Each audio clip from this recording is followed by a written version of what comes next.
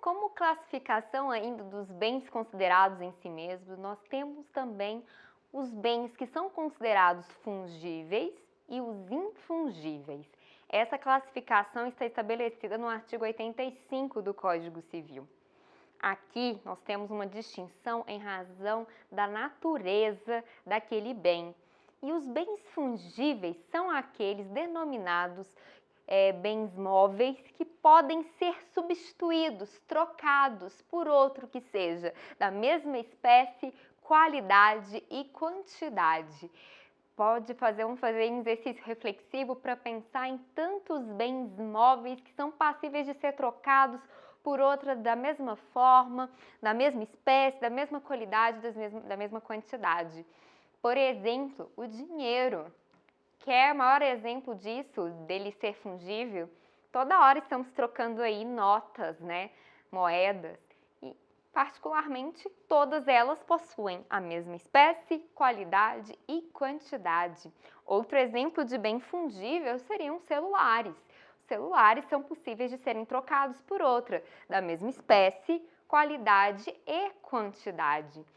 Já os bens infungíveis são aqueles que não podem ser trocados por outra da mesma espécie, qualidade e quantidade em razão do seu caráter personalíssimo, né? Tanto é a sua customização que ele se torna um objeto único.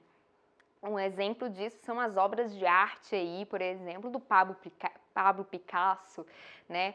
São consideradas obras únicas. Não é possível trocar um quadro do Pablo Picasso por um quadro da Lorena Ribeiro, né? Verdade? Não tem a mesma espécie, a mesma qualidade e a mesma quantidade. Além disso, a gente tem uma outra classificação que é necessária estudar, que diz respeito aos bens consumíveis e inconsumíveis. Essa classificação está estabelecida no artigo 86 do Código Civil. Nesse artigo, há uma disposição específica sobre o que se considera como bens consumíveis.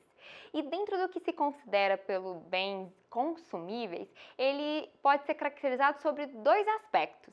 O primeiro aspecto seria aqueles bens que são consumíveis de fato. Isso significa que são aqueles bens que, em razão da sua própria característica, no momento em que ele é consumido, ele é destruído, ele perde a sua substância. Um alimento que nós comemos, né, um arroz, um feijão, a partir do momento que a gente ingere o alimento, ele já se consome. Além disso, né, temos também um segundo aspecto que diz respeito aos bens consumíveis de direito.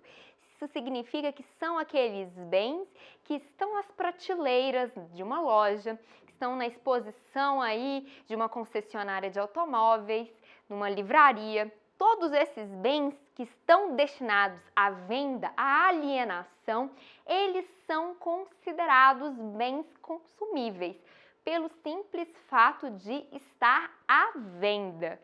Porém, mesmo que a gente tenha essa consideração dos bens consumíveis de direito, temos que alguns bens, embora estejam à venda, né, nas prateleiras, nas estantes, em razão das características desse bem, eles são considerados inconsumíveis. Isso significa que a sua utilização corriqueira, né, no dia a dia, não implica na destruição da substância. Por exemplo, a blusa que eu estou vestindo, no momento em que ela está numa prateleira, numa vitrine de uma loja, ela é considerada um bem consumível de direito, porque ela está à venda. Mas ela não é um bem que no primeiro uso ela já se consome e perde a sua substância e perde a sua matéria. Por exemplo, a blusa, ela pode ser o uso contínuo dela não implica na destruição da substância. Posso lavar e utilizar várias e várias e várias vezes. A mesma coisa aqui diz respeito, por exemplo, ao carro, a um automóvel, livros, tudo isso, instrumentos musicais, tudo isso são bens inconsumíveis, que não desaparecem no momento em que estão sendo utilizados, que estão sendo consumidos. Essa é a principal distinção. Ainda temos em uma quarta classificação dos bens considerados em si mesmo, que são os denominados bens divisíveis e bens indivisíveis. Essa classificação ela é trazida aí nos artigos 87 com relação aos bens divisíveis e a 88 com relação aos indivisíveis.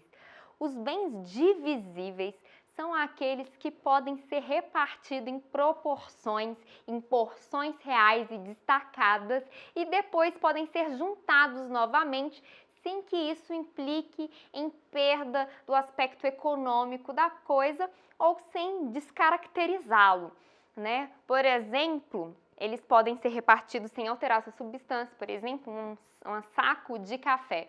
Saco de café eu posso tirar de um lugar, colocar no outro, repartir em porções, né? Separar aí meio quilo de um lado, meio quilo de outro, mas quando eu unir, vai voltar o todo a ser igual, a ser da mesma substância, da mesma característica.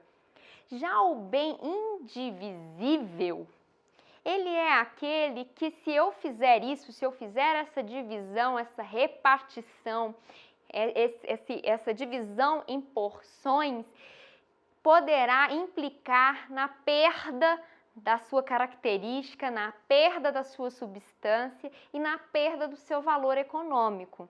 Dentro daqueles que são considerados indivisíveis estão aqueles que são pela sua própria natureza. Vamos pensar aí num semovente, numa vaca, por exemplo. Ela pode ser consumida, mas a vaca, se eu partir ela no meio, por exemplo, ela não volta a ser uma vaca normal, volta, ela perde sua substância, ela perde seu valor econômico, então não tem como eu dividi-la, né? Uma blusa, se eu partir uma blusa no meio, não tem como voltar ao normal, ao todo, sem que isso não configure uma perda da sua substância, uma alteração da sua substância. Além disso, nós temos também bens que são considerados indivisíveis por força da lei. A própria herança, enquanto não houver a partilha, ela é considerada um todo indivisível. Outro exemplo que nós temos também são aqueles bens indivisíveis por convenção, por acordo das partes. As partes não querem que eventual relação jurídica, eventual obrigação, por exemplo, que se faça em pagamento em dinheiro, ela seja repartida. Então, aqui, as partes que determinam que aquele bem será indivisível. A última classificação com relação aos bens considerados em si mesmo diz respeito aos bens singulares e aos bens coletivos. A definição dos bens singulares está prevista no artigo 89 do Código Civil. E lá está estabelecido que os bens singulares são aqueles passíveis de serem individualizados, são as unidades autônomas em si. É uma blusa, é um celular, é uma televisão, tudo isso são bens singulares. Já os bens coletivos é aquele conjunto de bens individualizados que formam um todo homogêneo. Os bens denominados coletivos, eles se subdividem em uma universalidade de fato e uma universalidade de direito.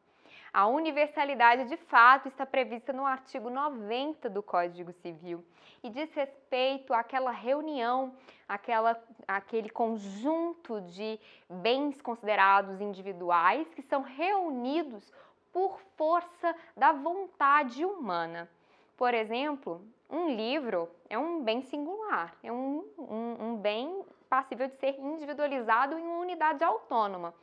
Porém, por força do proprietário desses livros, ele pode constituir uma coletividade, ele pode constituir, então, uma biblioteca. A mesma coisa, por exemplo, quando um homem decide ter um rebanho aí de gado. Então, é possível que ele, por sua própria vontade e ação humana, reúna bens singulares em um todo, formando, então, essa universalidade de fato. A universalidade de fato, da mesma forma como ela é criada pela vontade humana, ela também pode ser desconstituída também por força humana. Já a universalidade de direito diz respeito aos direitos, obrigações, relações jurídicas em que a própria lei, o próprio ordenamento jurídico o considera como uma unidade, como um todo, né? E não pode ser, então, divisível aí, classificado de forma singular, como universalidade de direito, cuja a disciplina legal está prevista no artigo 91 do Código Civil.